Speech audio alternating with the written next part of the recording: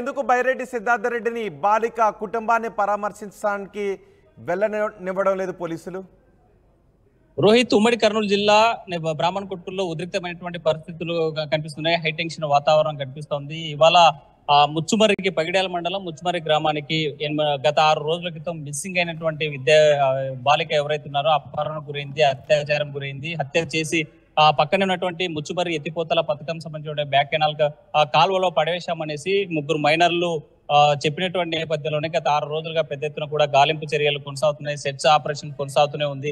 ఇప్పటికీ ఆ బాలిక యొక్క డెడ్ బాడీ ఆనవాళ్ళు కానీ ఆ బాలిక ఏమైందనేటువంటి ఆచూకీ మాత్రం పోలీసులు కనుక్కోవడంలో పూర్తిగా వైఫల్యం చెందారు. అయితే ఇవాళ ముచ్చుమర్రి గ్రామము బైరెడ్డి సిద్ధార్థ రెడ్డికి సంబంధించినటువంటి స్వగ్రామం కావడంతో ఆ బాలిక కుటుంబాన్ని పరామర్శించేందుకు ముచ్చుమర్రికి వెళ్తున్నటువంటి నేపథ్యంలో హైదరాబాద్ నుండి ముచ్చుమర్రికి వెళ్తున్నటువంటి ఆ క్రమంలోనే బ్రాహ్మణ్ కొట్కూరు దగ్గర పోలీసులు బైరెడ్డి సిద్ధార్థ రెడ్డి యొక్క వాహనాన్ని అడ్డుకున్నారు. మీరు వెళ్ళడానికి వీల్లేదు, కావాలంటే ఆ బాధిత కుటుంబాన్ని ఇక్కడికే పిలిపిస్తాము, పోలీస్ స్టేషన్ లో మీరు మాట్లాడొచ్చు అని ఆ బైరెడ్డి సిద్ధార్థ రెడ్డితో చెప్పిన నేపథ్యంలోనే ఒక్కసారిగా బైరెడ్డితో పాటు బైరెడ్డి సిద్ధార్థ రెడ్డికి సంబంధించిన అనుచర వర్గం అంతా కూడా ఇప్పుడు వెళ్ళడానికి ఆపడానికి మీరెవరు, మేము వెళ్ళి తీరుతాము, తప్పనిసరిగా అక్కడ మేము బాధిత కుటుంబాన్ని పరామర్శించాల్సినటువంటి ఆవశ్యకత ఉంది.